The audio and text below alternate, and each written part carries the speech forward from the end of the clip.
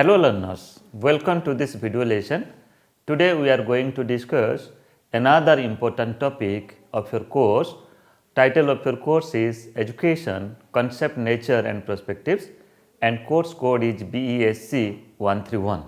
From this course, today we are going to discuss the topic that is Plato, educational philosophy of Plato and Plato's contribution in the field of education. Before starting our discussion, let me to introduce myself. I Dr. Niradhar De, Associate Professor, School of Education, Indira Gandhi National Open University. Welcome you all to this video lesson. Friends, as you know, presently we are in the 8th module of your course. The title of the module is Contribution of Western Philosophers. We have already discussed in our 7th module, earlier module, about contribution of Indian philosophers, and in this module, in the 8th module, we will be discussing contribution of Western philosophers or Western educationists. In this module, 4 important lessons are there, just like first is Plato, then Jean-Jacques Rousseau, then third is John Dewey, and fourth important lesson is Immanuel Kant. So now let us focus upon our first lesson of this module, that is Plato. Before starting our discussion, let me to focus upon some of the important learning outcomes, and I am very much hopeful that after watching this video lesson and after going through the part E content which is given in your self-learning material, you will be able to explain educational philosophy of Plato. You will be able to analyze educational philosophy of Plato on the following aspects, just like aims of education as per Plato, process of education, curriculum at different stages as per Plato, then pedagogy and methods of teaching as suggested by Plato. Further, you will be able to explain the criticisms of educational philosophy of Plato. I am very much hopeful that definitely you will achieve these learning outcomes after going through this video lesson and also after going through the e-content which is given in your text. Now let us go forward. Now let us focus upon philosophy of life as per Plato. Plato was a great philosopher, a great scholar and a great educationist and also a thinker. If you will go through his life philosophy, you will find that most of the things that he has suggested, that is based upon the idealistic schools of thought, and we can say that he was one of the first founders of idealistic schools of thought. He believes on ideas and ideologies, and he believes on ideas are the permanent, and the materialistic world that we are observing and that we are engaging with, that is just the creation from certain ideas. So that's why ideas is permanent, and the creation, this materialistic world, is not permanent. It is ever changeable, but there is no end of ideas. So that's why starting from educational philosophy, starting from the concept of a school, then curriculum, you will find that he has given much importance upon the idealistic thinking, idealistic philosophy and ideology based teaching learning process. Further, if I will go through his best creation, he wrote several books on education, and 2 important creation made by Plato, that is, or 2 important books, that is the Republic and the Laws. You will find his life philosophy and his philosophy towards education, his ideas towards education, that has been reflected in the Republic of Plato as well as the Laws of Plato. The Laws is another important creation of Plato. Now let us focus upon educational philosophy of Plato. According to Plato, what is the concept of education? According to Plato, what should be the aims of education at different stages of learner's life? That we will be discussing here. First of all, so far as educational philosophy of Plato is concerned, Plato gives importance upon to prepare skilled citizens with good character. Here he has given importance upon the citizenship education. In the country where we are living, first of all, we should practice the values of the country, and we should, being a citizen, we should love this country, we should work for the country, and the knowledge, understanding, and whatever experiences that we are getting in our life, the ultimate benefit should goes to the country for the development of the country. So that's why it is required for the skilled citizen. So that's why our education system should prepare the citizen who are very much skilled, who are very much competent to pursue their work, and creating and developing a good character is also part of education as per the educational philosophy of Plato. Further, he has also given importance upon training to develop morality through good habits. Plato's ideas were experienced by him in a school called academy, which he established for this purpose. Friends, this is a type of experimental school. His education, he has just implemented his educational philosophy in this school, that is academy, and the curriculum that he has suggested for the pre-primary level, for the primary level, at the same time for a tertiary education or higher education, you will find that he has practiced it, he has experimented it in this school that's called as academy. According to him, he believes that real world is the world of ideas only. I was talking earlier, ideas are the permanent, and that is the real. There is no death of ideas, because the entire creation is because of certain ideas. Only ideas are true. The physical or material world is based upon the ideas. If there is no idea, then the creation that we are observing in our society and we are practicing in our society, it is simply impossible. Further, ideas are eternal, perfect, unchangeable, and everlasting. Try to understand. He has given much importance upon ideas and ideologies, and that's why he is idealistic schools of philosopher. And basing upon his ideas, you will find that many Indian philosophers also, they have also given their ideas and they have practiced their philosophy in education. Further, he said that education is just an instrument to attain truth, God, and beauty. That is, we can say, Satyam, Shivam, Sundaram. How to realize the truth, how to realize the God, and how to achieve the aesthetic sense from every attempt, from every endeavor that we are doing. So that's why Satyam, Shivam, Sundaram, that is truth, God, and beauty, is the ultimate, you can say, achievement from education.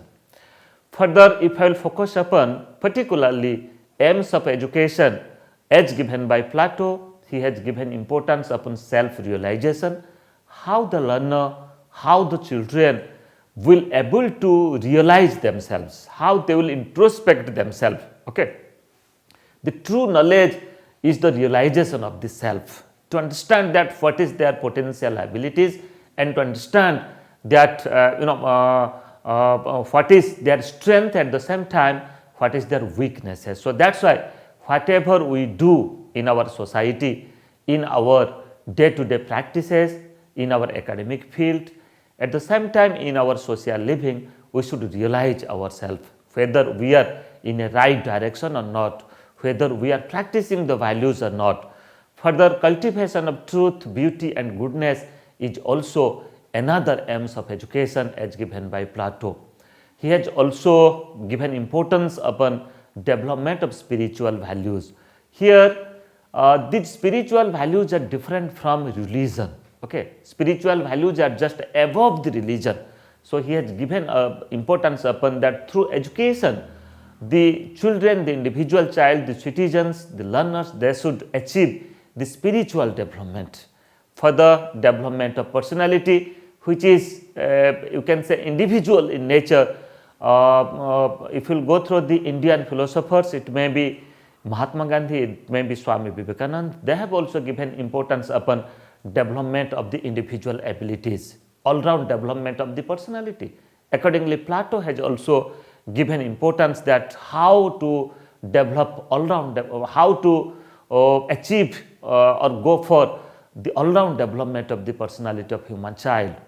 Then Plato has given importance on qualities of good citizenship, being a citizen of this country. So how to practice good habits and how to become a good citizen, how to contribute for the society. First of all, how to prepare oneself, how to develop as an individual, how to achieve the total development, and further how to contribute for the society, and how to achieve equilibrium in the human life also. You will find that in our society is a diversified society. In this world, if I will give the example of our country India is a very diversified country. It may be in terms of language, it may be in terms of culture, it may be in terms of our way of living, but at the same time we consider that all these diversities are just like our strength. These diversities are not our weaknesses.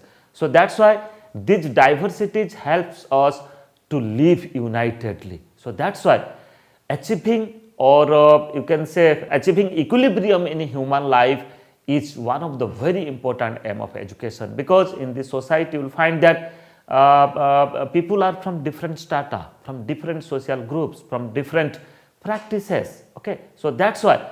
And here also you will find that people are coming from the elite class and people are also coming from a low socio-economic background strata. So that's why how to develop and how to achieve equilibrium within the society and within the human life is also another important aim of education as per Plato. And further, if I will go through the process of education as suggested by Plato, we find that from his literature that according to Plato, intellect is gifted by nature. So every individual is having certain power, every individual is having certain intellect, and this intellect is given by the God, by the nature. And what education does? Education provides a type of support to the learners, support to the human child to come forward with certain abilities. Okay, so that's why the intellect which is God gifted, so how to use that intellect for creating new things, for practicing new things, and for spreading new things also, and for bringing changes in the society was one of the very focus point of Plato's philosophy. And further, he has also, so far as process of education is concerned, he believes in depending on individuals' intellect. Individuals can be divided into philosophers or scholars and soldiers or warriors. You see, there are two types or two categories of individuals. One category is philosophers or the scholars. Those can do certain intellectual work, and those can work for the development of the country and the development of the society. And the other category of individual, they are born to be a soldier, they are born to be a warrior. So that's why education system, our education system should be like that they should provide proper training to that group of individuals, those who want to be a soldier, those wants to be warrior, those can protect this country. And at the other side, another type of education should be given to another group of individual. Those can be the philosophers, they can be the scholars, and they can work for the country. It may be they can be the ruler of the country, and they can develop the country in a very intellectual way. So that's why according to him, there are two categories of individual, and as per their need, as per their abilities, our education system should be provided such opportunities to them. Further, if I will go through curriculum as suggested by Plato at different stages of human life is concerned, just like if I will first focus upon the pre-primary education as per Plato, that is from birth to 6 years, from 0 to 6 years of the life of the human child. Further, he has categorized the pre-primary education into two different stages. just like infancy, that is from birth to 3 years, then nursery, that is 4 to 6 years. Accordingly, after pre-primary, he suggested that there should be the second stages of education, that is the primary education, and the age duration of primary education, that is from 7 years to 16 years. Further, he has categorized the primary education into two parts, just like primary education 7 to 13 years, then middle education 13 to 16 years. Further, another stages of curriculum that he has suggested, that curriculum is specially for the soldiers or warfare education, that starts at the age of 16 and it continues till the age of 20.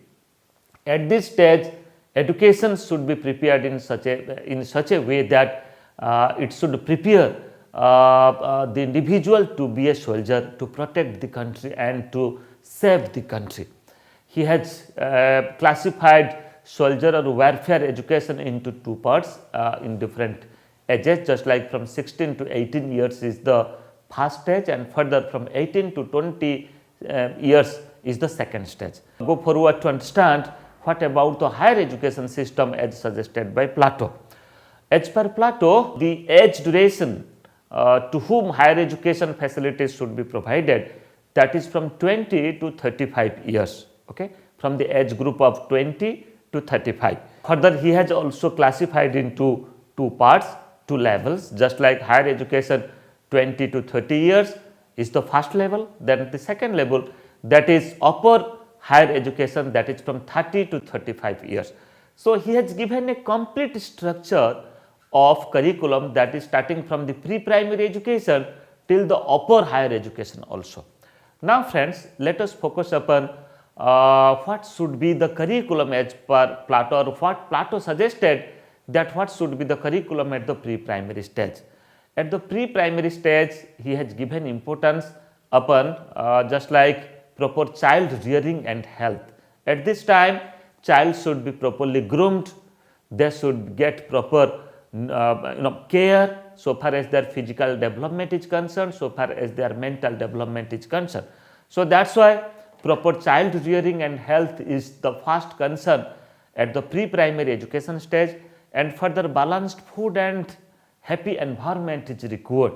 Balanced food and happy environment at home.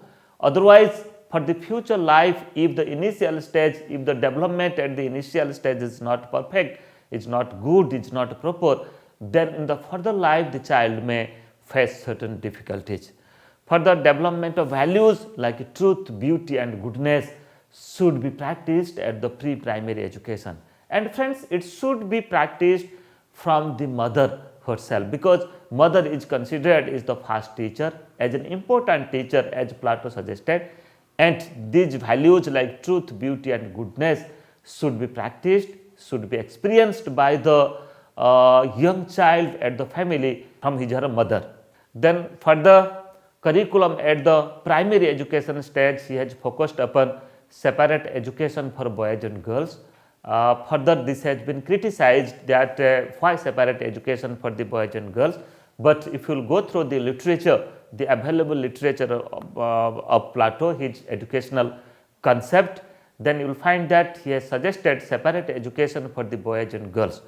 Then sports, physical education, music, religion education, spiritual education, mathematics and moral education was part of the curriculum at the primary education stage. He has given importance upon patriotism and good citizenship education, to love the country, to work for the country, to live for the country and to contribute for the development of the country. For the primary education is a stage that should prepare the students, learners for higher education. So that's why proper care should be given at the primary education stage so that they can prepare themselves for higher education. Further curriculum at the warfare education, he has given importance, some of the important aspect of education, just like training for sports and physical education, training for warfare practice, training of horse riding, using different types of weapon that are being practiced in war. And further general education should be avoided with warfare education. Plato has given suggested that after the primary education, when they will enter in warfare education, there is no need to study again the general education. So there should not be mixed warfare education with general education. So that's why when if they enter in warfare education in this stage, only they will get the education relating to war, relating to physical development, relating to use of different weapons, relating to training for sports and physical education. Further, at the higher education stage, the curriculum that suggested by Plato, just like entrance examination for higher education system should be there, admission should be done through entrance examination. All students get the equality should be there, but there should be a screening. Okay. So those who will come to the higher education, they should have certain aptitude to contribute in the for the higher education system, to contribute for the development of the country. So that's why admission should be done through proper entrance examination. Then study of mathematics and science should be there in the higher education stage. Then prepare for administrative services are also done at the higher education stage. So the scholar who will come to pursue higher education, their aim should be to develop the country, to be the ruler, to be the administrator, and to take care of various development of the country. And in higher education, study of philosophy, political science and law is also permanent, is also compulsory. So friends, study of philosophy is compulsory part of higher education system. At the same time, political science and law. After all, they will be the administrator and they will serve to the country. Further, he has also given his suggestion for the professional education, that is from the age of 35 to 50 years of one's life. Okay? Plato considered education of this stage as professional education. During this period, citizens work as administrators and rulers and take responsibility of the efficient administration of the state. Okay? And they are leaders of the state and the society. So they will take the leadership and they will also bring changes for the society, and they will take the leadership at different aspect, at different field of the state. Then further he has suggested that after the age of 50 years, the professionals relieved from their regular service. Okay? So 50 years of one's life who is a professional is the proper age for the retirement, and this is retirement, that means after retirement they are at this stage they should indulge themselves into different endeavors for self realization and keep on giving their services as advisors. So that's why after the age of 50, a professional they should realize themselves that how changes can be practiced in the society, and they will act as an advisor. Further, he has also given his suggestions for the women education. Plato mentioned in his book The Republic that women and men both are capable of protecting the state, but women are comparatively weaker than men, especially in the physical power, in the physical aspect. Try to understand. Plato has suggested that education should be both for men and women, but he has that reservation that women are some extent comparatively weaker than the men. So that's why separate types of education, he has suggested separate types of education, that some types of education should be the men and other types of education should be the women. Plato recommended same education for both men and women at for a particular stage, and then after there should be the separate practices for education for men and women. Women can be selected for any administrative post in the state. Then women should also be provided education or training in industrial warfare, then philosophical and higher education. So these are the certain area that where men and women both can work. It may be administrative post, it may be industrial work, it may be philosophical and higher education system. Women should also be taught music, physical education, political science, art and craft. He has suggested in his book Republic. Further, women should not be restricted to household work only. So, beyond the household work, beyond their household engagement, they should also engage themselves in other world of work.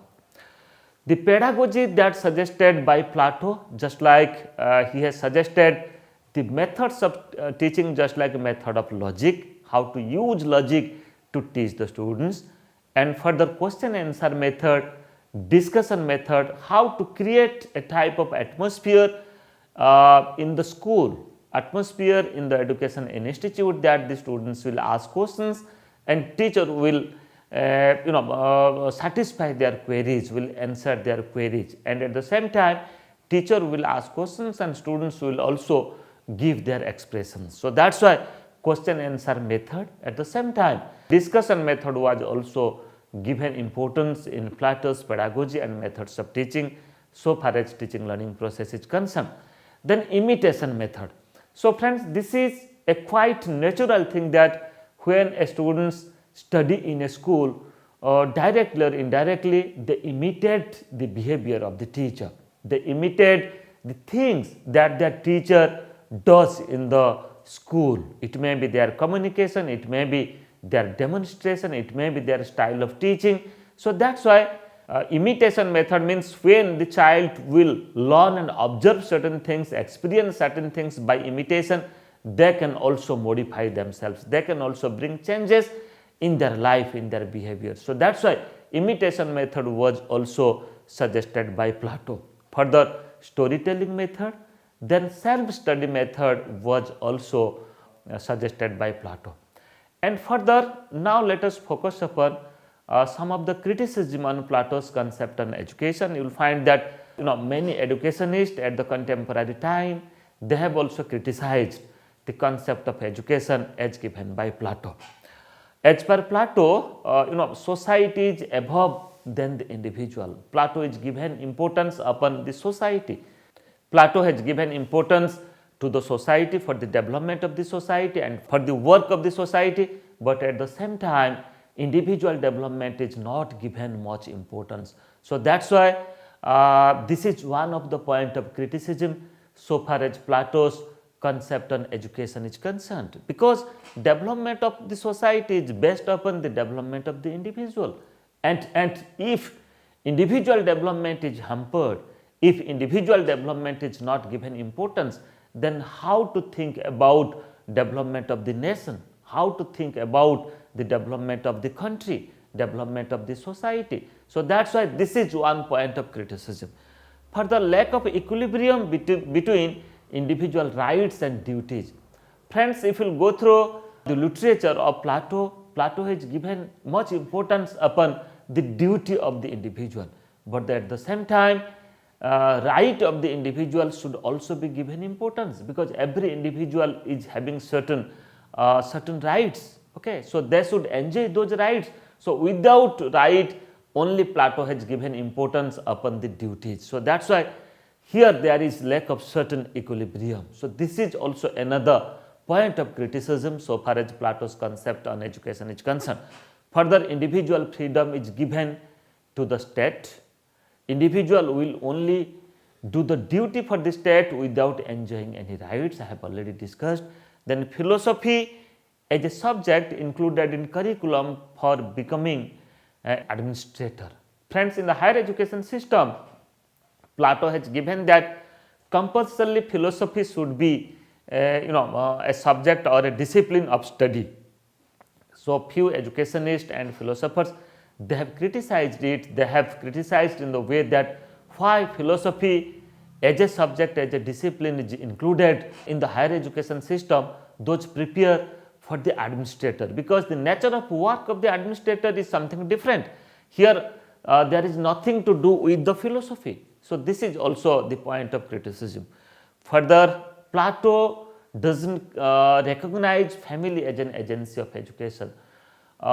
We understand that education starts from the family. Mothers are the first teacher, though Plato has given importance upon the mother, but in his literature hardly you will find that something has mentioned in a very constructive way that at the early stage of life the child should get their first education from the family. Okay, so we understand that family as an active agency of education. Society and community are also agencies of education.